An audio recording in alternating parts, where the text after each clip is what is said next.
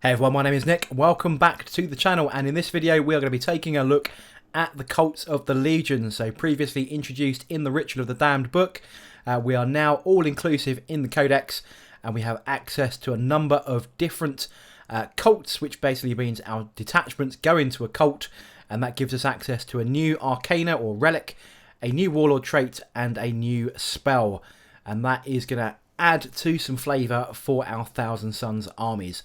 So without further ado, let's get straight into the 9 different cults.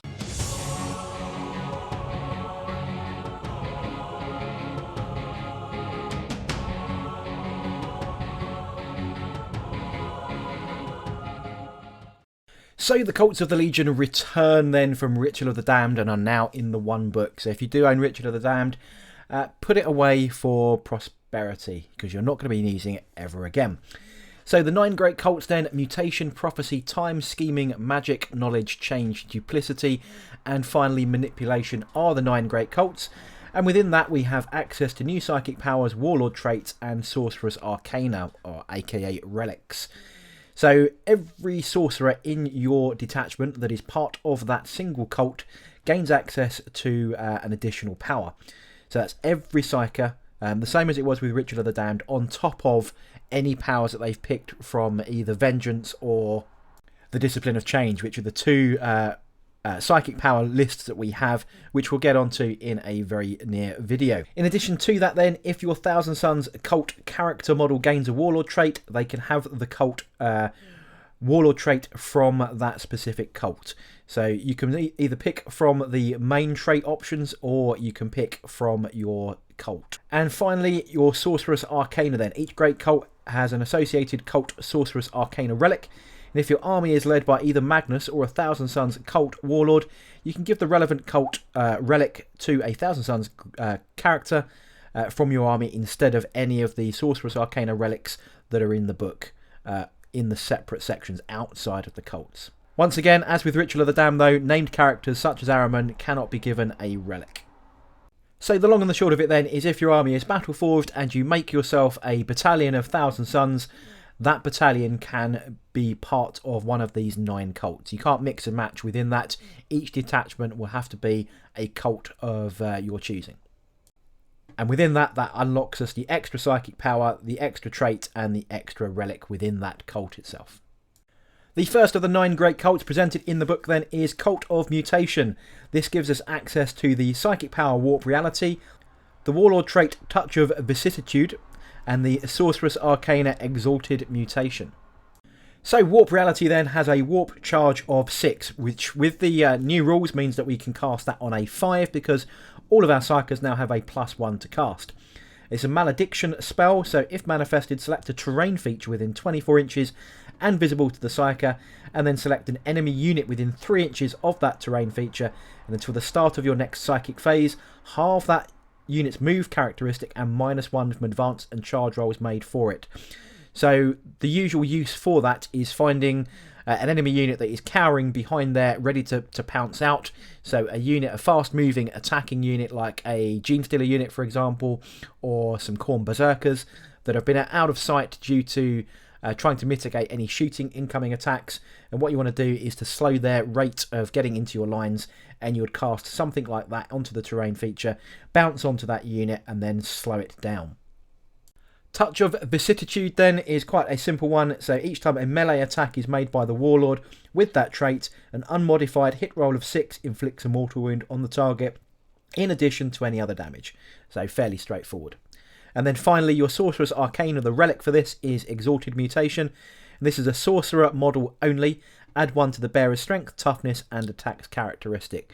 So basically this is a buffing type relic that you want to give to a character that you might want to get into melee, which, to be honest, I'm not a fan of. But either way, you're going to get some stat buffs to that particular model. Next up then is the Cult of Prophecy. Our psychic power then is Divine the Future. Our warlord trait is Guided by the Whispers. And our Sorcerous Arcana is Oraculi Brazier. So the psychic power then is a blessing power, again with a warp charge value of 6, which means we're casting it on a 5+. If manifested, you roll a d6 and put it to one side. And what we can do then is use that as a substitute dice roll for advanced charges, psychic tests, deny the witch, hit rolls, wound rolls, and morale tests for any unit within that cult of prophecy. So basically, if you've played Sisters of Battle or come across them with their miracle dice, very similar to that is we get a dice that could be useful for substituting in a roll that you didn't like. So if you failed a morale test, for example, you can switch it in for a 1. And if you've rolled a bad charge roll and you really need a 6 and you've got that on your side, then switch that dice out.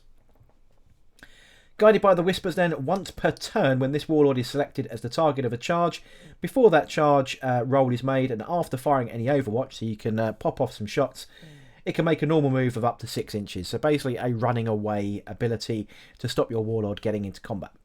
Oraculi Brazier then is our Sorcerous Arcana, and in our command phase select a Cult of Prophecy core or Prophecy character unit within 6 inches of the bearer. Until the start of your next command phase, each time that unit is selected to shoot or fight, you can re-roll 1 hit, 1 wound and 1 damage roll when resolving that unit's attack. So core units, as we know then, are Rubrics, Scarab Occult Terminators, Zangor and Hellbrutes. And our characters are going to be obviously all of our sorcerers. So yeah, plenty of options within there, but it is just a single reroll.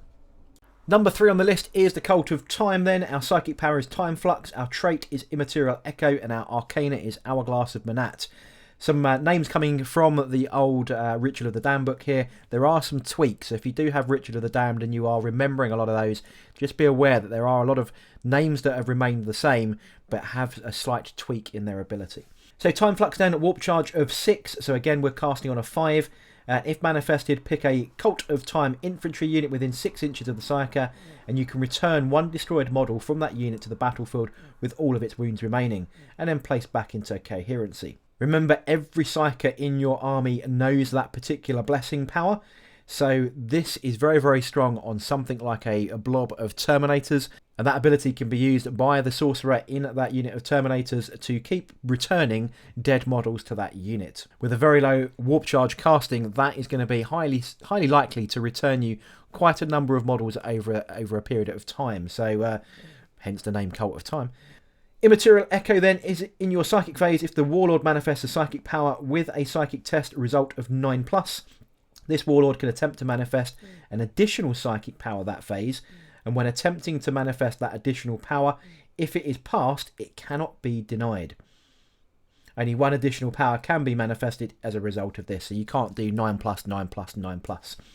Remember, this is actually an 8+, on the whole without any other buffs or stratagems because of that innate +1 that we have built into our sorcerers.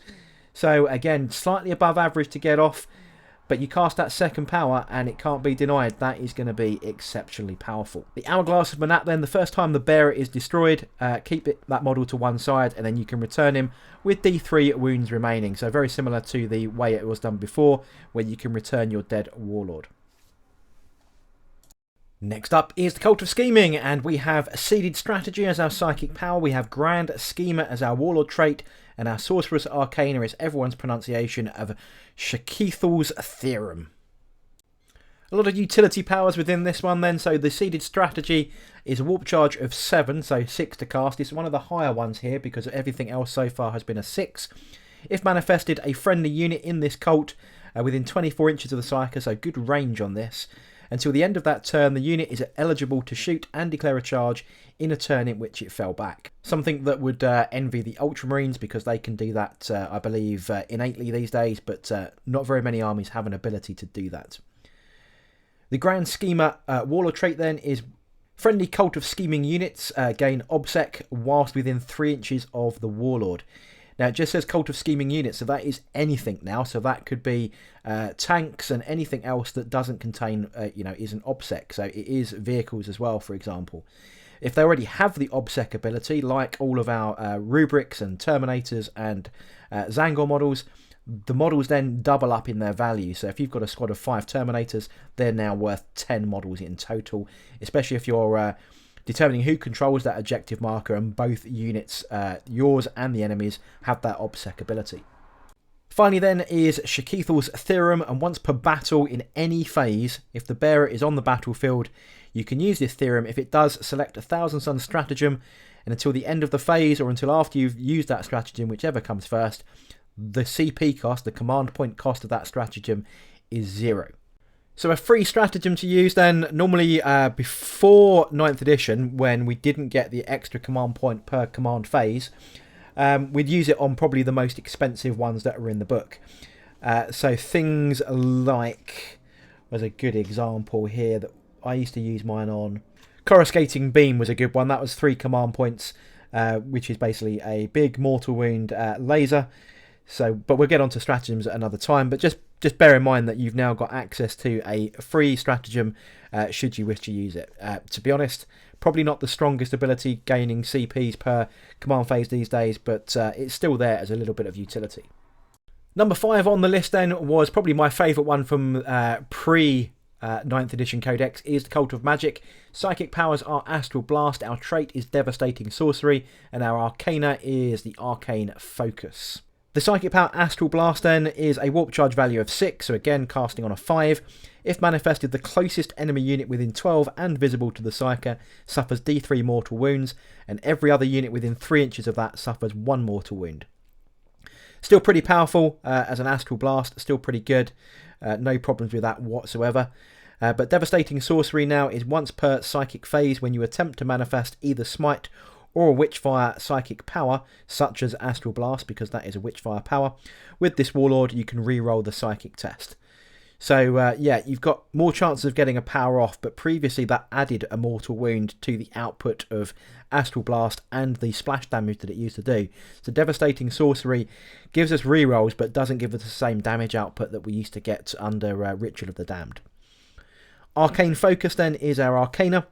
If your army is a cabal of sorcerers, which basically any pure Thousand Suns army is going to be, the bearer has the following ability: Arcane Focus. At the start of your psychic phase, select a friendly Cult of Magic Psyker within 6 inches of the bearer, and until the end of that phase, each time you would use a Kabbalistic ritual on this unit, it costs 1 fewer Cabal points.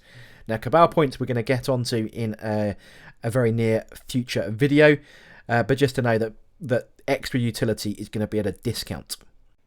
Cult number 6 then is the Cult of Knowledge, and our psychic power is Empiric Trespass. Our Warlord trait is Ardent Scholar, and our Arcana is Incalidion's Cry. So Trespass then is a malediction, again a warp charge of 6, so there's quite a big common theme here that most of these are 6s, which means we are casting on 5.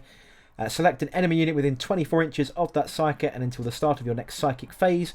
Each time an attack is made against that unit by a friendly model within the Cult of Knowledge, you can re-roll wound rolls of 1. So basically like a Primaris Lieutenant kind of rule, but targeted at a specific enemy unit. So we can get really, really good wound buffs against that particular target. Ardent Scholar then, each time a psychic test is taken for this Warlord, you can re-roll dice rolls of 1, mitigating potential perils of the warp. And finally, Incalidion's Cry is a replacement to a Warp Flame Pistol. So all of our characters have access to Warp Flame Pistols, and this is a relic gun. So you pay for the points for the Warp Flame Pistol in the first place, and then you replace it with a increased stat pistol.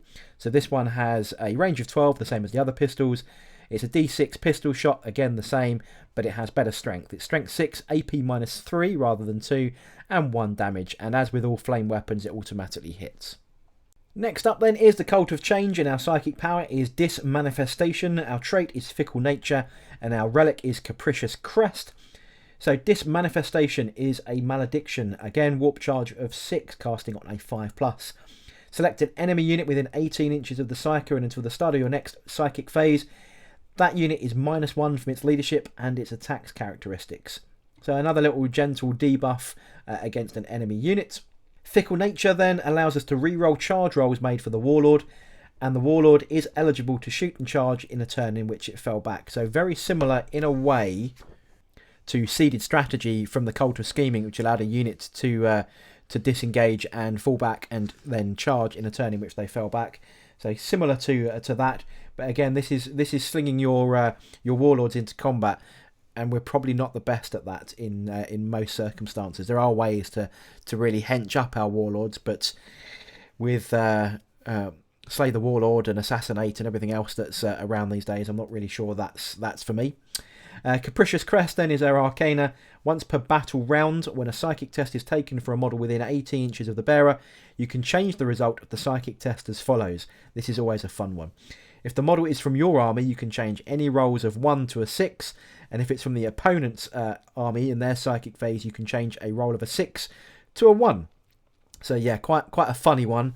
Not really sure it's particularly useful, although it might be interesting to take it against a very psychic-heavy opponent like Grey Knights or even Alderi. But very situational. You're probably not going to use it in many games where the enemies are going to be running maybe 1 or 2 really big push psychers. So you're probably not going to get a huge benefit from it compared to some of the other abilities and relics that we have access to. We are now at number 8 of the cults, and we are at Cult of Duplicity. Our psychic power is Sorcerous Facade. Our warlord trait is Master Misinformator. And our Sorcerous Arcana is Perfidious Tome. So, one of the big ones, this one, really. So, let's get into detail here. The Blessing power that we have is a warp charge of 8. So, it is actually the highest one of all of the cult powers.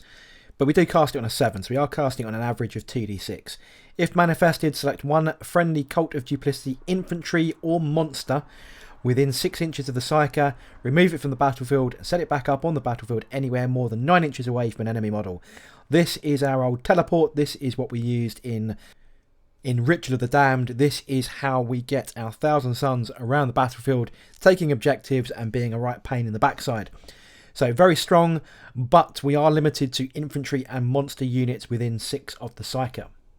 Previously then, just as a reference point, it used to be a warp charge of 7, but you could use it to move any unit within Cult of Duplicity. So yeah, we are limited a little bit, but there are some good tricks still to come from it. The warlord trait, Master Misinformator.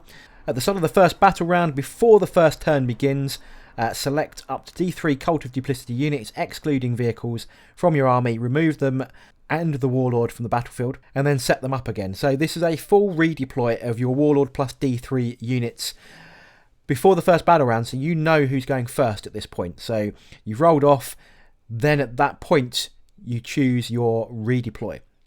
Super powerful, because you can deploy in a position where if you've got first turn, you don't necessarily need to redeploy, or you can do to react to what the opponent's done, or you can put stuff into a bit more of a hidey position, give them a bit more cover to protect those units if you don't get to go first.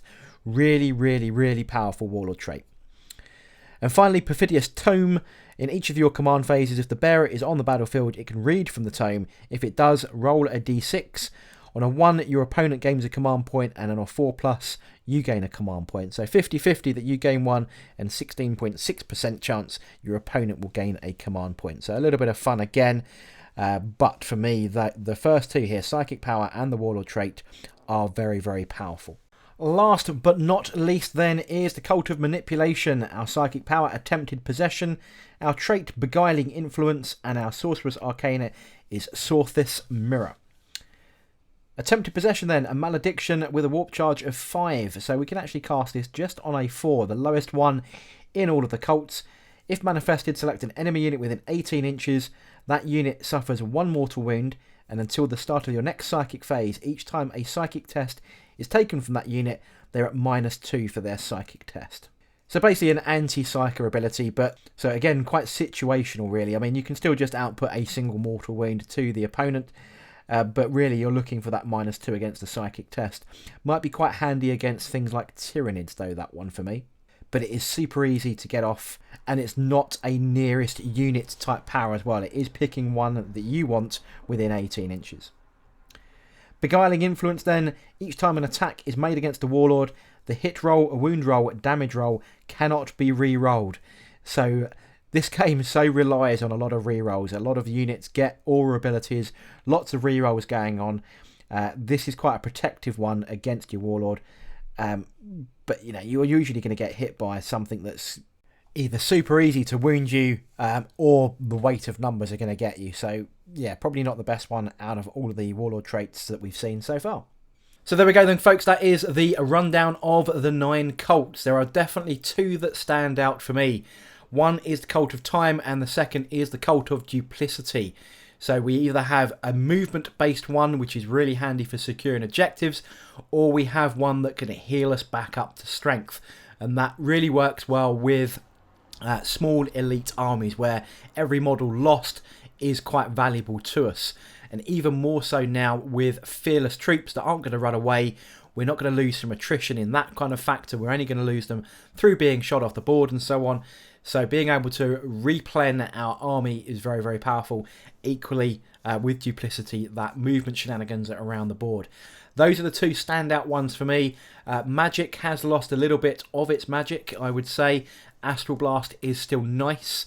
But realistically, your main detachment, I would focus on Duplicity or Time, depending on your army list build. Those are the two that I would go for. If you're running a second detachment, you might want to add another one in for a bit of flavour, or stick with Duplicity and Time and split your forces between the two. Those are the standout ones for me. As usual though, comment section below. What do you think of the cults, the slight variations in the abilities that we now have? Yeah, in the comment section, how are you building your armies around your cults? I'd love to hear from you in that section below. But I hope you enjoyed this run through, this rundown of our magical cult abilities. If you did, don't forget to like, comment and subscribe, and I shall see you all on the next video.